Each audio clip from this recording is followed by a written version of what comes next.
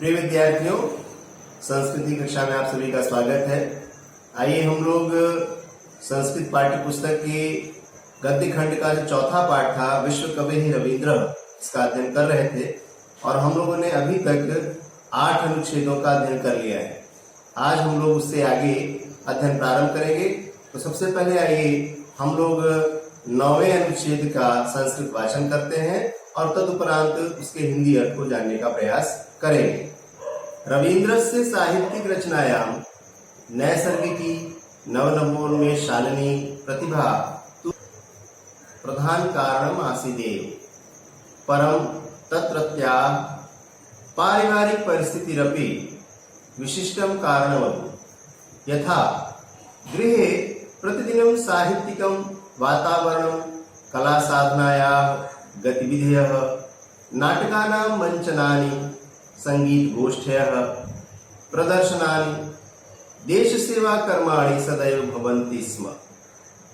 किशोरावस्थायामेव रवीन्द्रः अनेकाः कथाः निबन्धाश्च लिखित्वा पारिवारिक पत्रिकासु भारती साधना तत्वबोधिनीषु मुद्रयति स्म। आइए इसका हिंदी अर्थ जानते हैं। रवीन्द्र से साहित्यिक रचनाएं अर्थात रवीन्द्र की साहित्यिक रचना में नैसर्गिकी नवनवोन्मेषशालिनी, नैसर्गिकी अर्थात स्वाभाविक, नवनवोन्मेषशालिनी अर्थात नए नए विकास वाली, प्रतिभा, प्रतिभा तू तो प्रधान कारण आसीत एव थी। रवीन्द्र की साहित्यिक रचना में स्वाभाविक नए नए विकास वाली प्रतिभा तो प्रधान कारण थी ही, परम लेकिन या इसके अलावा तत्रत्या वहां की अर्थात उनके निवास, तत्रत्या पारिवारिक परिस्थिति रपि, पारिवारिक परिस्थिति ही अब पारिवारिक परिस्थिति भी विशिष्टम कारणम अभूत, विशिष्ट कारण, विशेष कारण थी। यथा जैसे गृहे प्रतिदिन, घर में प्रतिदिन साहित्यिक वातावरण,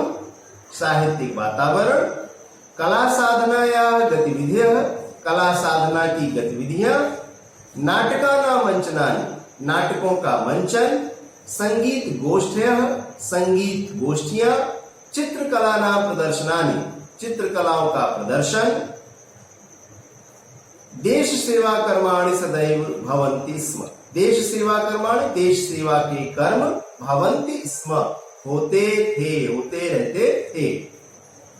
किशोरावस्थायाम एव, किशोरावस्था में ही रवीन्द्र ने अनेकाः कथा, अनेक कथाएं, निबंधाः च और निबंध, लिखित्वा लिख करके, लिखित्वा में त्वा प्रत्यय है, त्वा प्रत्यय जहां लगता है वहां अर्थ के साथ करके जुड़ जाता है, तो लिखित्वा लिख करके पारिवारिक पत्रिकासु, पारिवारिक पत्रिकाओं में, पारिवारिक पत्रिकासु, पत्रिकासु शब्द में सप्तमी विभक्ति बहुवचन है, इसलिए पारिवारिक पत्रिकाओं में, और उन पारिवारिक पत्रिकाओं का नाम क्या है बता रहे हैं, जैसे भारती साधना तत्वबोधिनीषु, तत्वबोधिनी में मुद्रयति स्म, छपवाते थे।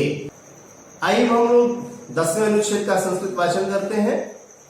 तेन च शैशव संगीतम, सांध्य गीतम, प्रभात संगीतम, नाटकेषु रुद्रचंडम, वाल्मीकि प्रतिभा गीत नाट्यम, विसर्जन, राजर्षि चोखेरवाली, चित्रांगदाः, कौड़ियोपमलः, गीतांजलि इत्यादयो बहवः ग्रंथाः विरचिताः। गीतांजलि वैदेशिकेः नोबेल पुरस्कारेण पुरस्कृतश्च एवं बहूनि प्रशस्तानि पुस्तकानि बंग साहित्याय प्रदत्तानि। कवीन्द्र रवीन्द्रस्य प्रतिभा कथासु, कवितासु, नाटकेषु, उपन्यासेषु, निबंधेषु समानरूपेण उत्कृष्टा दृश्यते। सत्यमेव गीतांजलि चित्रांगदा कलादृष्ट्या महाकवेरुभेऽपि रचने शिष्टमावहतः। आइए अब हम लोग इस अनुच्छेद का हिंदी अर्थ देखते हैं। सबसे पहले तो इसका प्रसंग ये होगा कि प्रस्तुत गद्यांश में कवींद्र रविंद्र की साहित्यिक प्रतिभा का परिचय दिया गया है और संदर्भ जैसा कि सभी अनुच्छेदों के लिए एक समान था कि प्रस्तुत गद्यांश हमारी पाठ्य पुस्तक संस्कृत के गद्य खंड के चौथे पाठ विश्व कवि रविंद्र से लिया गया है। तो आइए हम लोग इस अनुच्छेद का हिंदी अर्थ जानने का प्रयास करते हैं। तेन च शैशव संगीतम, तेन च और उनके द्वारा किसके द्वारा? रविंद्र के द्वारा, विश्व कवि जो रविंद्रनाथ है, रविंद्रनाथ जी के द्वारा। तो तेन च और उनके द्वारा शैशव संगीतम, शैशव संगीत, सांध्य गीतम, सांध्य गीत, प्रभात संगीतम, प्रभात संगीत, नाटकेषु रुद्रचंडम, नाटकों में रुद्रचंड। अब नाटकों की बात कर रहे हैं, कौन कौन से नाटक? तो कह रहे नाटकेषु रुद्रचंडम, वाल्मीकि प्रतिभा गीति नाटक, नाटकों में रुद्रचंड, वाल्मीकि प्रतिभा, कोष्ठक में लिख देंगे गीत नाट्य। ये जो वाल्मीकि प्रतिभा नामक नाटक है ये गीत नाट्य है, मतलब इसको इस नाटक को गा करके संपन्न किया जा सकता है, इसलिए इसे गीत नाट्य कहा गया है। विसर्जनम, एक नई रचना, एक नया नाटक विसर्जन। राजर्षि, चोखेर बाली, चित्रांगदा, कौड़ी ओकमल, गीतांजलि इत्यादियों बहवः ग्रंथा, इत्यादि बहुत से ग्रंथ विरचिता रचे गए। शुरुआत किससे से हुई थी? तेन च, और अंत में क्या है? विरचिता, उनके द्वारा और उनके द्वारा रचे गए। उनके द्वारा क्या क्या रचे गए बातें बीच में बताई गई। शैशव संगीत, सांध्य गीत, प्रभात संगीत, नाटकों में रुद्रचंड, वाल्मीकि प्रतिभा जो गीत नाट्य है, विसर्जन, राजर्षि, चोखेर बाली, चित्रांगदा, कौड़ी ओकमल, गीतांजलि इत्यादि बहुत सारे ग्रंथ। गीतांजलि वैदेशिके, गीतांजलि ने विदेशियों के द्वारा, या गीतांजलि को वैदेशिके विदेशियों के द्वारा नोबेल पुरस्कारेण पुरस्कृतः च, नोबेल पुरस्कार से पुरस्कृत किया गया। च और, तो शुरू में ही लगा देंगे और, गीतांजलि को वैदेशिके विदेशियों के द्वारा नोबेल पुरस्कारेण, नोबेल पुरस्कार से पुरस्कृत किया गया, सम्मानित किया गया। एवं बहूनि प्रशस्तानि, एवं इस प्रकार बहूनि प्रशस्तानि, बहुत से प्रशंसनीय पुस्तकानि, पुस्तकें बंग साहित्याय प्रदत्तानि, बंग साहित्य के लिए, बांग्ला साहित्य के लिए प्रदत्तानि दिए गए, प्रदान किए गए। किसके द्वारा? रविंद्रनाथ जी के द्वारा। इन्होंने बहुत सारी रचनाएं बांग्ला साहित्य के लिए प्रदान की। एवं बहूनि, इस प्रकार बहुत से, प्रशस्तानि पुस्तकानि, प्रशंसनीय पुस्तकें, बंग साहित्याय प्रदत्तानि, बंग साहित्य के लिए प्रदान की गई।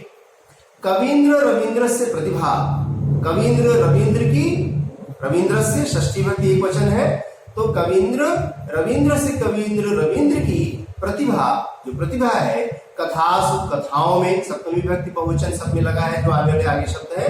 कथासु, कथाओं में, कवितासु, कविताओं में, नाटकेषु, नाटकों में, उपन्यासेषु, उपन्यासों में, निबंधेषु, निबंधों में, समान रूपेण उत्कृष्टता, उत्कृष्टता दृश्यते, समान रूप से उत्कृष्ट दिखाई पड़ती है। यानी जितने भी विधाओं में इन्होंने रचना की, सब में इनकी प्रतिभा बहुत उत्कृष्ट दिखाई पड़ती है। चाहे इन्होंने कविता लिखी हो, कथाएं लिखी हो, नाटक लिखा हो, उपन्यास लिखा हो या निबंध, सब में इनकी प्रतिभा उत्कृष्ट है, उत्कृष्ट रूप से दिखाई पड़ती है।